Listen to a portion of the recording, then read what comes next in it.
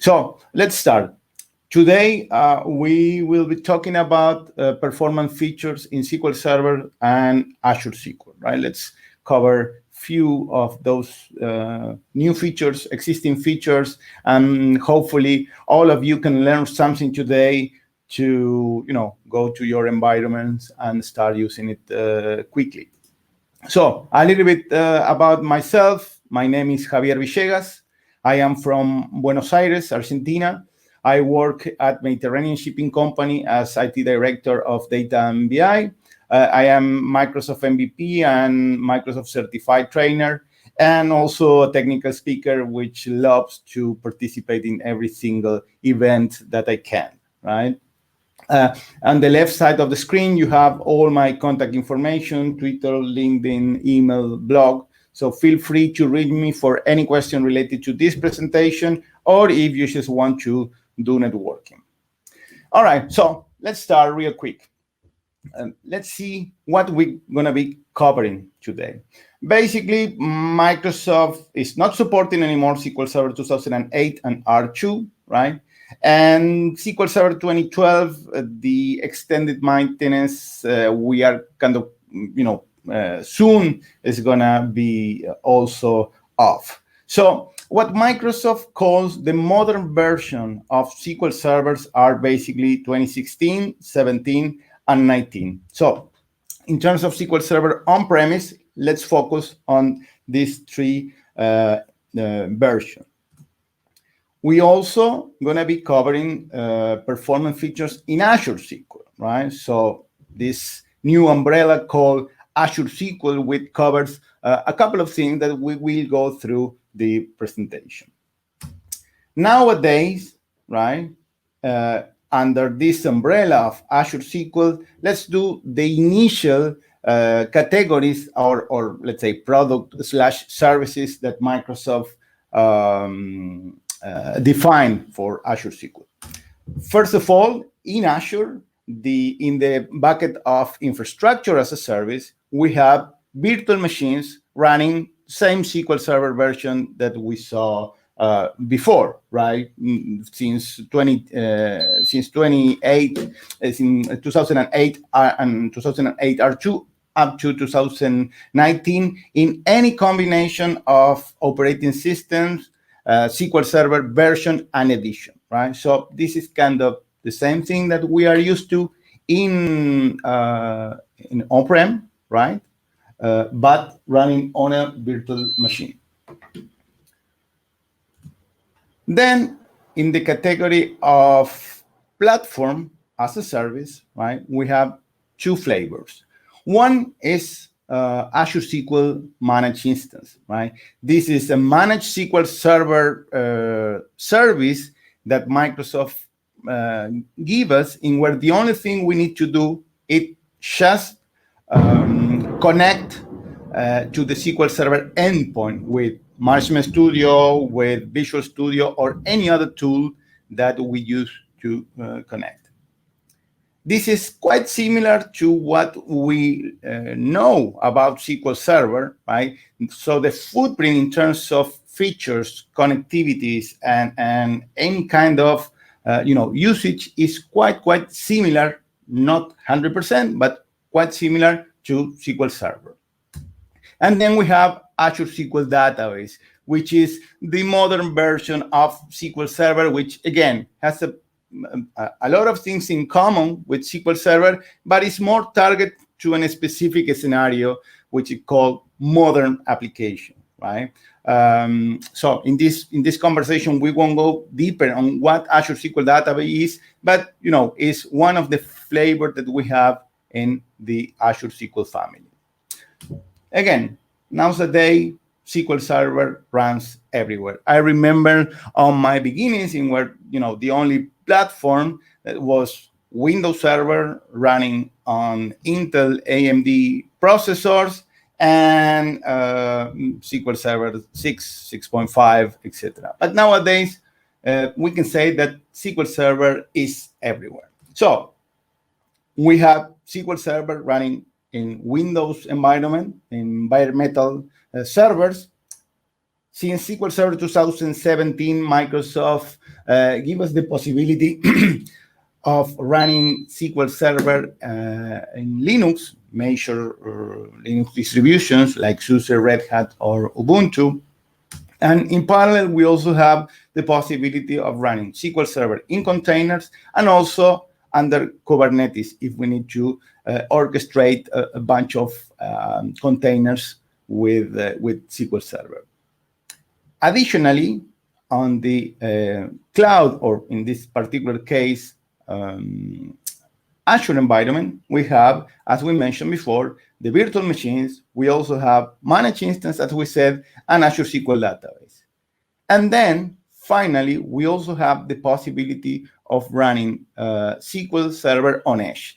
Basically, this is SQL Server running on ARM devices, right?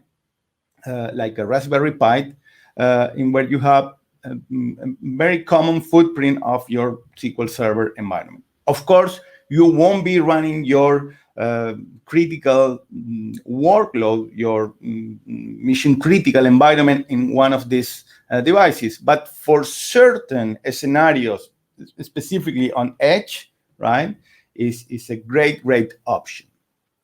So going deeper to performance, right, we know some of the capabilities and tasks that we may need to consider when we do performance tuning and troubleshooting, right? We know that we definitely need to take care about memory, CPU, and I/O, right? Those are the three major pillars of SQL Server. We have indexes, partition in memory, most recently, and also we have something that is called intelligent performance. We're going to be covering that in a minute. There are also certain tasks that we always need to take care of, like maintenance, right? So definitely our SQL Server required us as DBAs to schedule and prepare certain maintenance activities that we need to do on a specific environment. In the Azure SQL world, right, this hasn't changed much, right? As Microsoft called this Azure SQL, it's just SQL, right? So all that we learned over the past many years applies on Azure SQL, right? So we need to take care of CPU, memory, and I/O, right? We have to handle indexes, maintenance, partitions, and we have this particular thing called intelligent performance that we're going to cover. When we need to configure an environment for achieving performance, we can talk about any production environment, right? We know that there are certain things that we always have to take care of, like Dmbs, right? There are multiple articles and we can discuss for hours about Dmbs, but there are certain rules that apply for Dmbs. In terms of Azure SQL, we need to consider that the recovery model in Azure SQL is only full, right? So this is something that for certain performance operation, just knowing that we have to deal with that is enough, right? We don't have simple recovery model.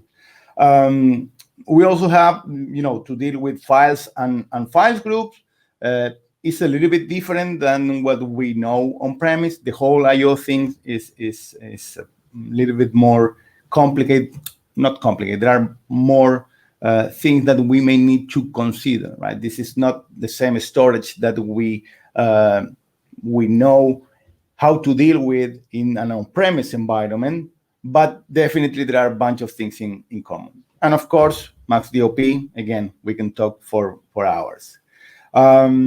Also, resource governor, right? We can define resource governors to give and assign certain set of resources for a particular type of workload, right? In terms of monitoring and troubleshooting, this is kind of all the things that we always know, right? But we have some additions in Azure SQL. Definitely, we have the Dmbs, right? The dynamic management views, in where, SQL Server give us a ton of feedback for us to understand what's going on, and basically to do monitoring, troubleshooting, and also be proactive in certain areas to avoid future performance problems, right? In Azure, we have the different type of metrics that we can monitor directly through the Azure portal.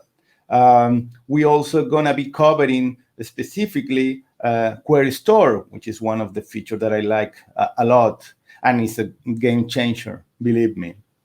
So then, we will see this in action in few minutes. In terms of DMBs, right, for managed instance and Azure SQL Database, we have all the ones we know, right? But there are certain cases that, not cases, there are additional DMBs for each of them, which are specifically for points related to SQL Server as a service, right? We have the list in here. If you all use extended events, something that we definitely should be using heavily these days, right? We also have the possibility of configuring extended event sessions in managed instance and Azure SQL Database. The main difference is that the target, right? Since this is a managed service, we don't have access to the file system. The target will be on Azure Blob Storage, right? So definitely we can do and create and configure our sessions, right? And the target will be on a Blob Storage. So let's go deeply to these features that we're going to be covering. As I mentioned at the beginning, this is mostly based on modern SQL Server versions, since SQL Server 2016. On SQL Server 2016, Microsoft released this feature, which was a kind of a game changer, is Query Store. And what is Query Store? Basically, will help us to keep track of a bunch of things, right, which will allow us at the end to accomplish good performance. And what do I mean with good performance? We're coming from older SQL Server version, and we all know that one day you can have your critical report running, right? Normally runs for, let's say, 20 minutes, and early in the morning you have your output in your desktop, right? That particular day, something happened, right? And that report is running kind of forever. Right? So besides having good performance, fast execution, and low resource usage, we also need to maintain that performance level over time, right, on a better way. And this is what Microsoft is targeting these days with this set of features, right? So we're going to be covering Query Store, automatic query tuning, adaptive query processing, which later turns into intelligent query processing, right? We're going to check something about in memory, and also this feature called Dmbs metadata. So this intelligent performance basically is based on the concept of, while our workload runs, SQL Server collects information about this and give us the possibility of adjusting the performance on the fly, setting specifically certain specific topics, like for example in Query Store, and we're going to see, or eventually in an automatic way, right? So what is Query Store? A bunch of people define this, and I like this definition, as the flight recorder of our user databases, right? So with Query Store, which, by the way, is disabled in SQL Server on-premise, but is enabled by default in Azure SQL, right? We can turn it on for a specific user database. And what we're going to be doing is basically capturing all the execution statistic, plan changes, resource usage. And then in 2017, Microsoft also added the possibility of keep tracking of the wait stats, right? So what can we do with this? Okay, we can have SQL Server monitoring all the activity on that particular database. And from a very nice dashboard, we can see, every single query, right, that is running in our server, right, with all the statistics like that they have. For example, we have one of the report, which is the queries with regressions, or the top heaviest queries in our system, right? So with that, we can see for each of them the amount of resource usage, the amount of time that was running, usage of reads, writes, etc., etc. And how this works internally. Basically, when SQL Server has to compile, we execute a statement, a store procedure, something in our SQL environment. What we have is SQL Server beside the compilation send a message to the query store. So it's going to store internally in this flag recorder, right, all the plan, right? Then it will execute the query, right, as we normally do. And then it will send, again, another message to query store to keep track of all the execution stats, right? And where does SQL store all this information? Well, basically within the same user database, right? So from Management Studio or from T-SQL, we can enable query store, right, and define an amount of, a space, certain amount of gigabytes to be allocated on the same user database to store query store information, right? So it's quite simple to enable, quite simple to use it, and definitely, it gives us a lot of, feedback to do performance troubleshooting and tuning, right? This is what we're going to be seeing from Management Studio, all these reports, and we're going to see it in action in a minute. And what is one of the beauties that we have with Query Store? For that case that I mentioned, that the report is normally running in a certain amount of time, and suddenly the execution time change, right?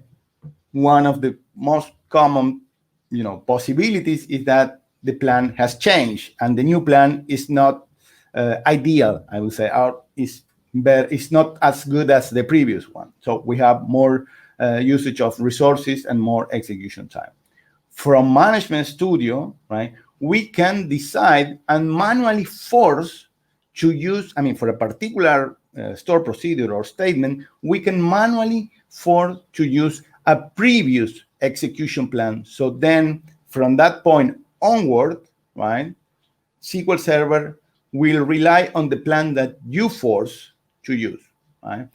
And eventually come back to the previous execution time and type of usage. So there are certain cases in where we need to use query store. Like, for example, when we do a migration, right? When we do a migration, definitely it's a good thing to see if we have regressions in our workload, and easily we can detect it with query store. Also, if you definitely have a very busy environment, it's good to keep track of all this activity, these statistics for you to understand what's going on and, eventually tune it and get better resource usage. So here are a set of best practices in using Query Store. Definitely important to follow, right? And also know that if you are enabling Query Store in a very busy transactional environment, right, there is a list of things that you have to consider, and eventually enabling some trace flags, right? So again, it's as simple as enabling the Query Store, but again, that is if you want just to play. But if you're going to be doing it in a VC environment, well, it's good to take a look on these best practices so you can use it in the right way. So excellent. I love Query Store. But what happened in that case in where we have the regression in the middle of the night, right? So nobody goes to our server again until 8 in the morning. We're going to have this regression, right, during the whole night. And then when the DBA arrives to the office, 8 a.m., it's going to be notified, right, and manually going to force the execution plan to, be the previous one and go back to a reasonable performance. So with that, Microsoft on SQL Server 2017 has released another feature called automatic query tuning, which basically works at the top of Query Store. And what can you do with automatic query tuning? Basically, if you have Query Store enabled and you have automatic query tune enabled for this particular user database, if automatic query tuning detects that one session, one procedure, or one statement, right, has a regression, automatically will set the last known good plan, right? That means that without us doing anything, right, even if it happened at 2, 3 a.m. in the morning, it will force to use the last known good plan, right? This is really awesome, and I use it a lot, right? So with that, you can have automatic plan correction on the fly, right? Without you taking care of forcing the plans, right? In Azure SQL Database, right, there is an additional feature which also allows the automatic query tuning to drop and create indexes on the fly. So if it detects that there is a missing index for a particular type of procedure statement, right, if you enable it, right, it can create the missing indexes on the fly for you, right? And then eventually it can drop those indexes when they are not used anymore. So again, you can consider that or rely on that on Azure SQL Database, right? So definitely automatic query tuning will help us, especially the DBA, to do this kind of task, and also to achieve what Microsoft is focusing a lot this day, is giving us good performance, stable performance without doing code change. You will see that, till here, from now on, right, I haven't mentioned about going to store procedure and rewriting it or adjusting it or doing anything. No, all this works on our existing code without any changes, right? So how this automatic query tuning works? Well, basically continuously learns what is going on using the Query Store repository. It adapts the workload by manually forcing to the last known good plan, then do a verification that the new plan is in fact working better, and then repeat, right? Learning, adapt, and verify. So definitely is something that in several cases is quite important to use. So We mentioned this before about the plan regressions, right? And most probably all of us have seen this in the past, right? Something running with a particular plan, and then suddenly the plan change, right? So with automatic plan correction, what we can have here is the possibility of going back to a previous plan. We're going to see it in action in a minute. Then also, in SQL Server 2017, Microsoft has introduced this new feature called adaptive query processing, right? And basically, this was the first approach to do something that to me is really good, because we all know that when SQL Server compiles the plan, it's going to use that plan, right, as a static plan from the cache, right, and then eventually it's going to change it for any reason, right? With this, right, with this feature, Microsoft, on certain circumstances, will adjust the plan, providing certain feedback, right, to use it in the proper way, right? So definitely, again, without any code change, we can do certain things like, adjusting the performance on the fly. So what was adaptive query processing back in 2017, right? This was this superset of features that includes batch mode, memory grant feedback, batch mode, adaptive join, and interleave executions, right? So basically, again, the concept is that for certain, operations within the engine, it was executing, adjusting, the plan on the fly to get better performance, right? And let's gonna focus in a couple of them. For example, memory grant feedback is one that I like and I see in action a lot. For example, let's say that you have this process that when SQL Server compiled it for the very first time, SQL Server granted certain amount of memory, let's say 10 megabytes. Very good. Then you execute the query and you ended up using 1 megabyte instead of 10. Well, you can say, all right, that is not a problem. I have 10 megabyte granted and I'm only using 1, so my workload is going to run okay. But what about if that particular procedure is being executed hundreds of times per minute, right? You're going to be allocating several, chunks of 10 megabytes and using only 10%. And that's going to affect not only that particular workload, but all the overall performance for the instance. And then you have the other possibility. If SQL Server, grant 10 megabyte, but then, when the subsequent execution, it's ended up using 20 megabytes, right?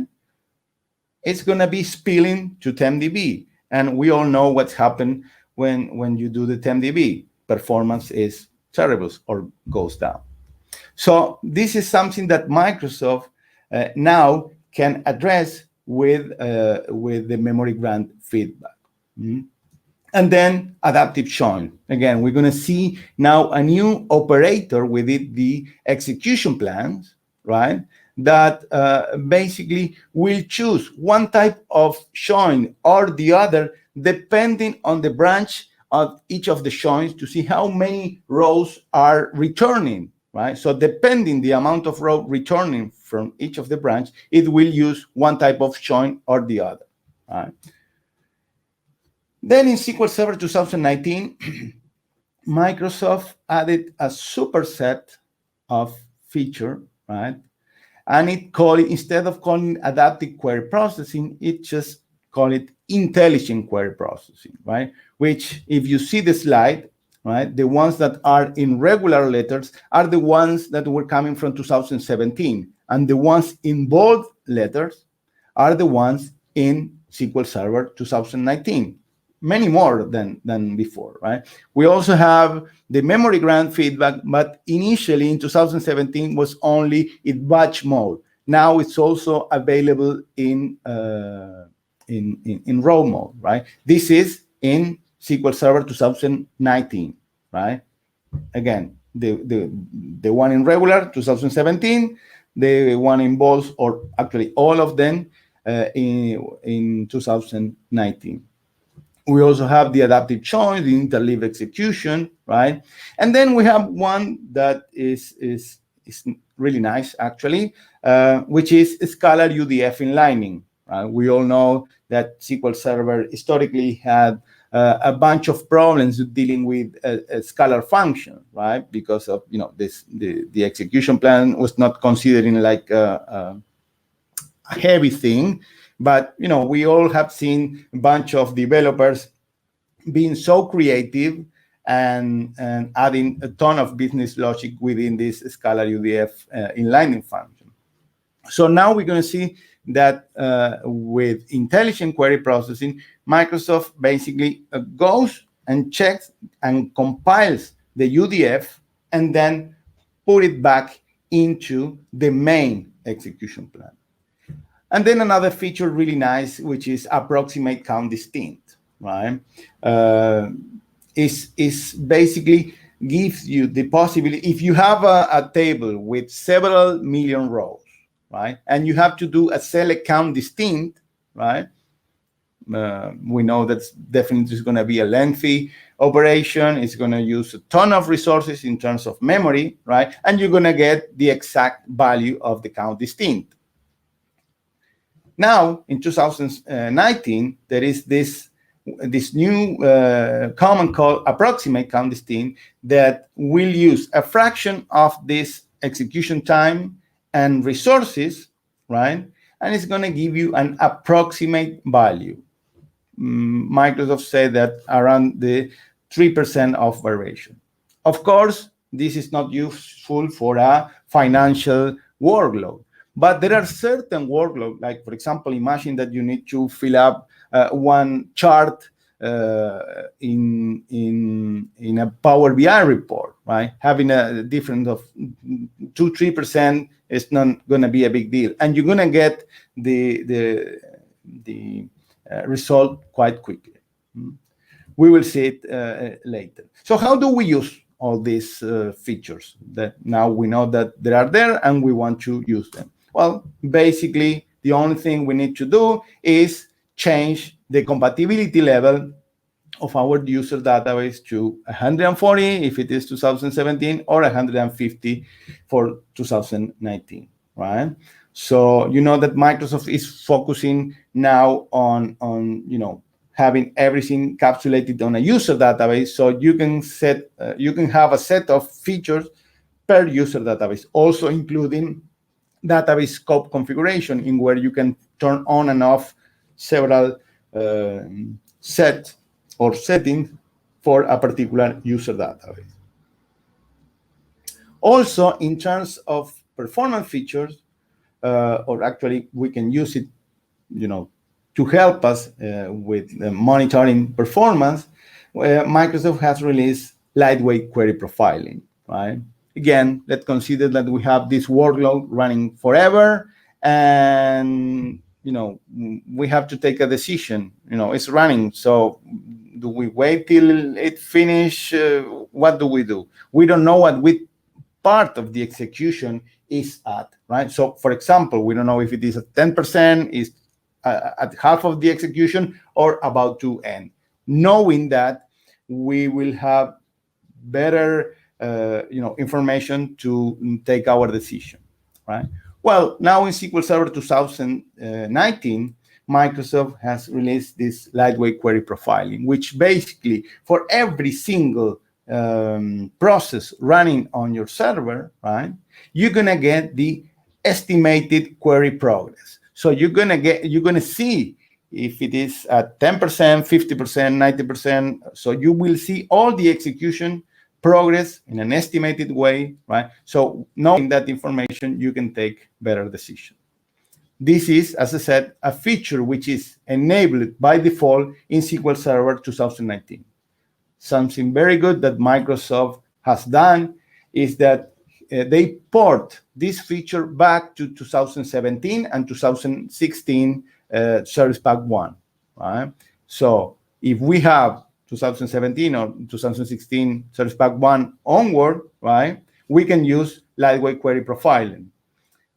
As per compatibility, right, Microsoft is keeping it disabled by default, right? So if you want to use it, you have to enable the trace flag 7412, right?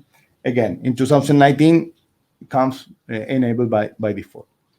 And then, you know, the Dmbs metadata feature, right? This is SQL Server 2019, which you know, give us the possibility of creating, or when we have this feature enabled, all the metadata for the user objects that we store on Dmb, right, will go to memory. This is similar to the in-memory OLTP technology, right, that we have from many SQL Server versions now, but for Dmb. That doesn't mean that if we create a sharp table, right, everything's going to go to memory and it's not going to be touching the Dmb, right? No, the metadata of those objects will go into memory. And with that, we, for certain kind of workload that requires, let's say we have a store procedure that we execute multiple times, right? And within the store procedure, we are creating and dropping objects quite often in a high rate, right? You know, for those kind of workload, this feature is going to be really useful because it's not, we won't have the latch of dropping and creating objects on the Dmb with all that means, right? All that is going to be in memory, so no latches, right? That doesn't mean that we don't have to tune our Dmb with, you know, certain amount of files per core, etc. All the things that we know on how to tune Dmb, right? All that stays there. So demo time. Let's see how all this works, right? Let's see it in action. So here I have a virtual machine running SQL Server 2019, right? And we will start with lightweight query profiling, right? So I will have here include live query statistics. I will execute this. And when we see the plan, right, note here that at the top we have the estimated query progress, right? Is in this case 61%. And this is dynamic, it keeps moving. So let's execute this other one, right? And you will see how this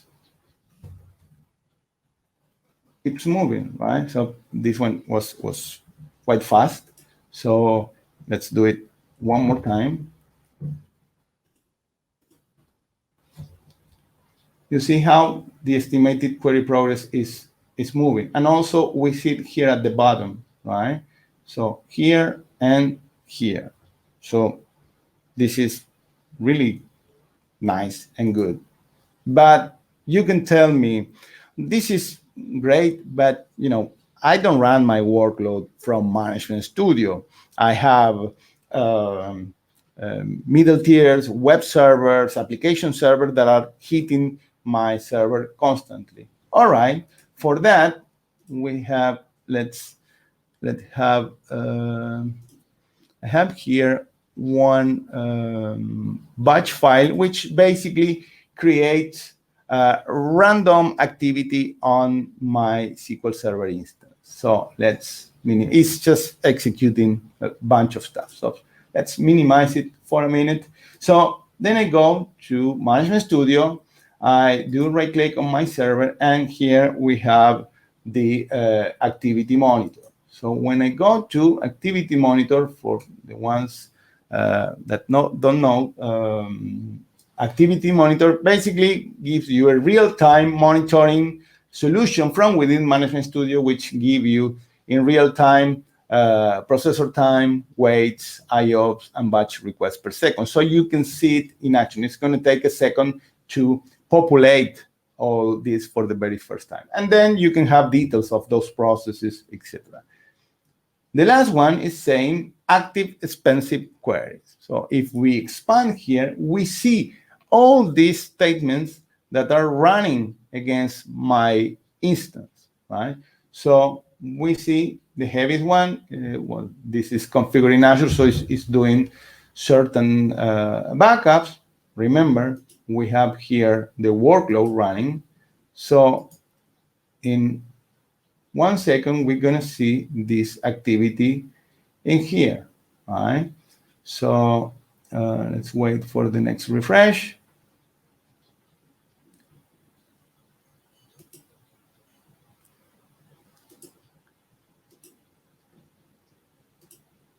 Okay, here, we're going to capture one of these, and here, note that we see show live execution plan. So when we go here, we see the plan, we see the execution live, and again, we have the estimated query progress. So we see all the activity coming from my application server, right, here, and we see at which point of the execution is at.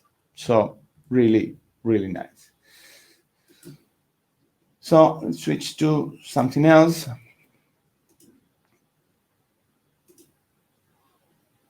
Then we have query store, right?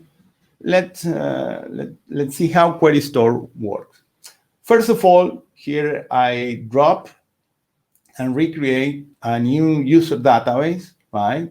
I create a new table with 3 columns, C1, C2, and C3. Then I create the store procedure, which basically does a select statement on that table, right? And then I did an insert of pseudo-random values to these tables. And finally, I just enable query store, right? If we do select here, I did it in advance because this takes a little bit, but you know, we have the user database ready. So if I do the select, I see, you know, all the data. So let's execute that store procedure 20 times, right? So we execute the store procedure 20 times. We go to Management Studio. We go to the database that we created here.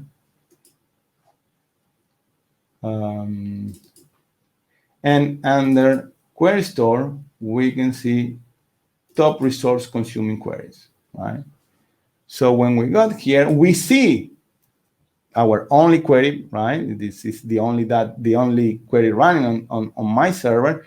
And here we have the execution plan. We can also put it in a grid. We see that it was executed 20 times with a minimum duration of 2.8 and a maximum of 4.48, right? Okay, so let's go back here. And what I will do is I will create a non-clustered index on the column C3, right? This is on the table that we have. And I will execute my store procedure another 20 times, right? When I go back to Query Store, right? Javier, I think if you would like to wrap in another 2 or 3 minutes. Okay.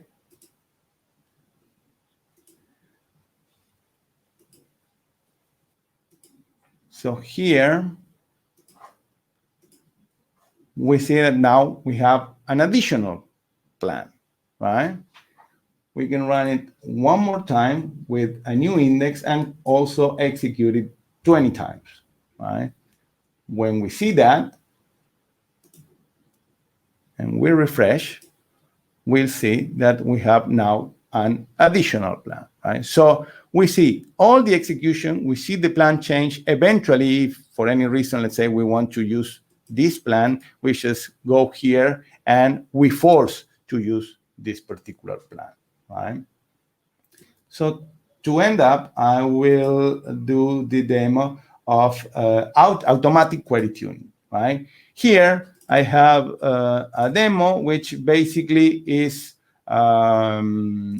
executing certain workload in my user database, right? So it's executing. Let me do a quick change here on scale. Okay, so we have here batch requests per second, right? And we have a number of around 100, right? So what I will do here, let me clear this. I will enter a regression, right? So now my workload has a regression, and the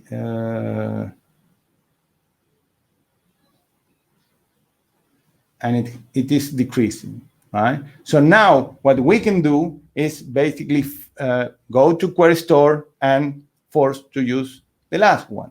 But if instead we just go and do this, right, for my user database, right, I'm going to be just doing enabling automatic query tuning, forcing the last known good plan, right?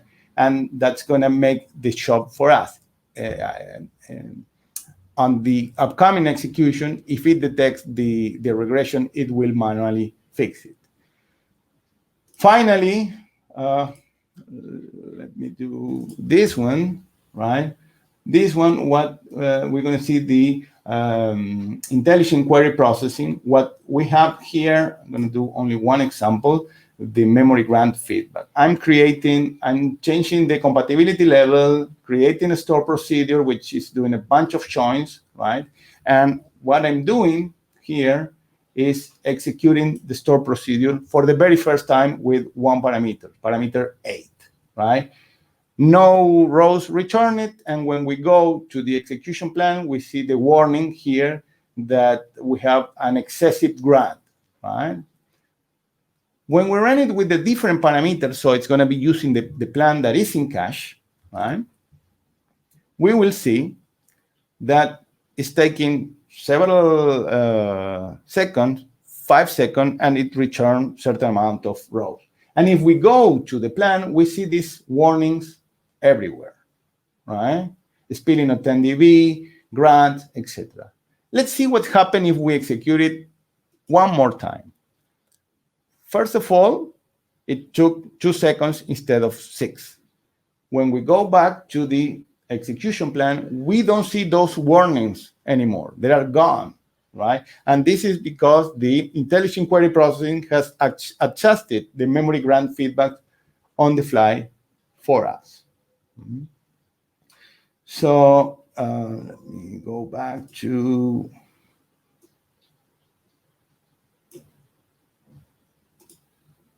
presentation. All right, this is a quote from PASS Summit 2019 that we as Mediterranean Shipping Company has made on these new features, right? We use them very heavily.